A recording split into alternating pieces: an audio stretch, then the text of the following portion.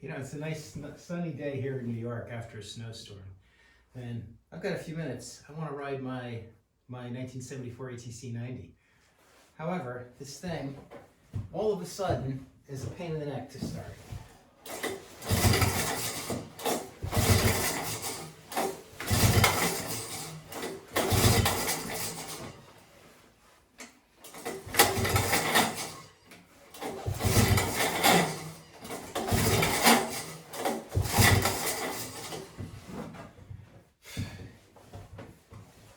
I'm going to guess it's going to take me 30 pulls to get this thing going. So we're going to take a look and see what do you do about a hard to start Honda engine. Now, I got to get it started now so I can get it up to the shop, but we're going to get it up there and take a look.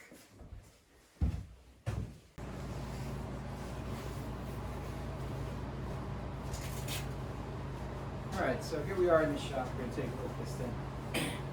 It's about 20 degrees outside right now. And when I shut the camera off, this thing fired up in a couple of more pulls. So I'm suspicious that maybe I got a sticky float or something, because sometimes when it doesn't start, I'll lift it up, drop it back down again, just to make sure I've got fuel in the float bowl. And this is a carburetor that I sort of rebuilt. If you look at my Petcock rebuild video, you'll show that. But typically, hard starting on these bikes, first of all, it should start up in 1 or 2 pulls, even when it's cold outside. No question about it. Typically, you've either got a valve adjustment problem, and a lot of you guys with old Hondas, if you look at the engines, a lot of those old valve caps have never been touched. You can tell they don't have a wrench on them. So make sure your valves are adjusted, make sure you got good compression, make sure your airflow is unobstructed. And then in this case, I suspect I've got a choke circuit problem. So we're going to take it apart and take a look. All right, so step 1, clamped off the fuel lines, got the gas tank out of the way, right? Unscrew your slide, get that out of the way, and then to pop off the carburetor, I'm gonna do it right at the intake manifold. So 10 millimeter. If you haven't been in on your bike before, be careful. The last thing you want to do, if these bolts are stuck, is break one of them off. In fact, my 74 Z50 that I restored, I restored it 20 years ago. Then I went to get it running, and in checking everything, broke one of these bolts off and turned a 10-minute project into a week worth of screwing around. So in any case, get that off of there, and off it comes. Now, this is no good, right? This is my airbox boot. I gotta buy a new one of these. I think there's a guy now, VMS Mike, I believe is his YouTube name, that makes reproduction versions of this. I'm gonna get one. So I was riding around just now with the choke shut. So let's get this carburetor on the bench and take a look at it.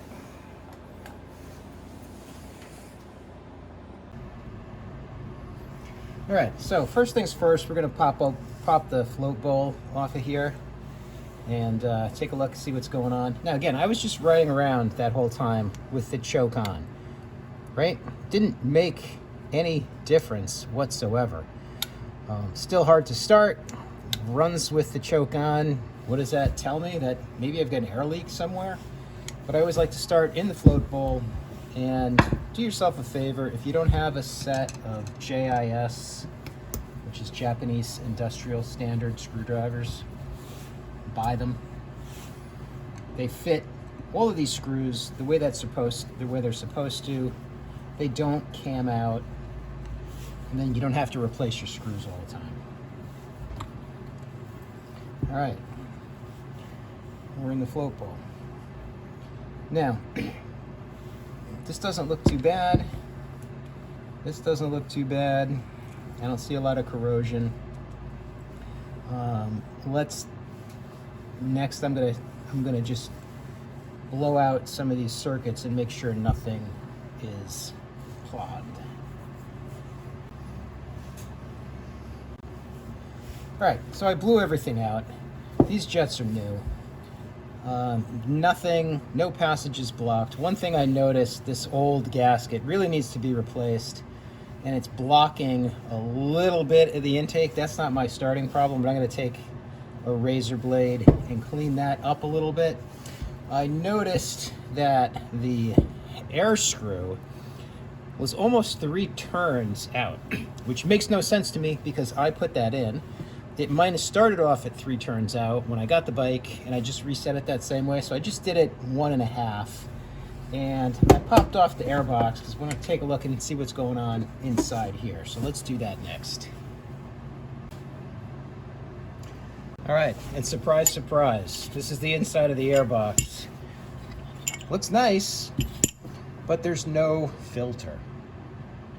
What does that tell you? When you get a bike, check out this kind of stuff. Now, this thing I bought over the summer. I rode it around my yard a couple of times, and then I parked it and said, I'm gonna have some fun in the winter, and then I'm gonna restore it. So, good habit to get into when you get something like this. If you're gonna ride it, make sure you have an air filter. Make sure your valves are adjusted. Do the basic carburetor maintenance. You know, on a street bike, obviously, there's a lot more you have to do. So in any case, no mouse nest, no obstructions. So we're gonna put this back together and see what happens. And quickly, before putting the carburetor back on, I cleaned up this gasket. So again, I don't think that's got anything to do with the problem. However, now we'll get better flow when the bike is running.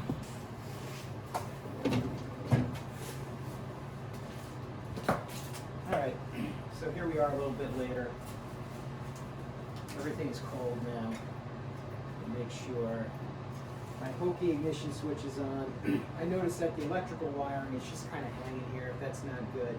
I also checked the spark plug, and it's a little bit oil fouled, but not bad. I looked through my collection of new spark plugs and I don't have one. So in any case, got the fuel on, I've got the choke on. That's better.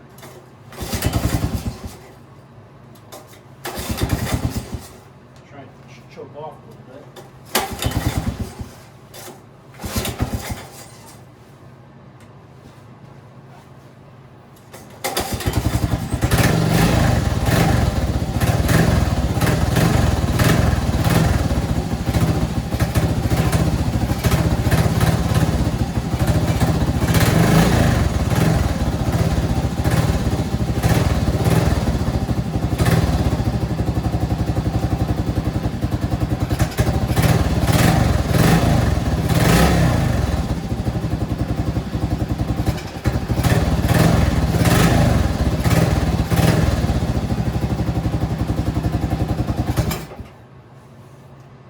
Throttle response is still not quite right with the choke off.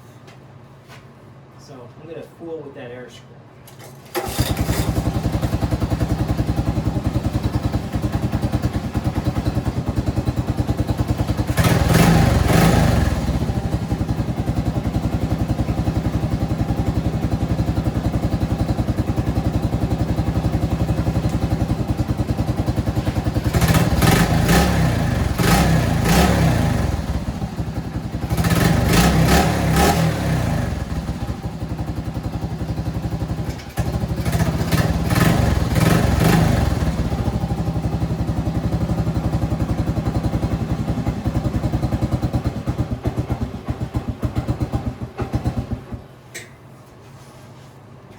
That was at 2 all the way out when it was running good. I put it into 1 because I want to start there. All right, 1 is no good.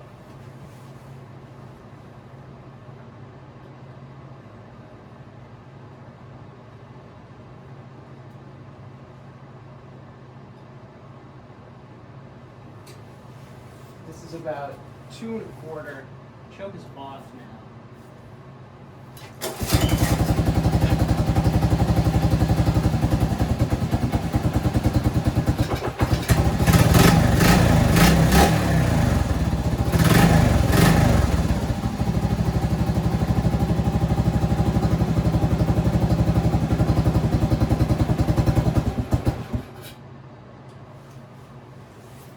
Should idle better than that.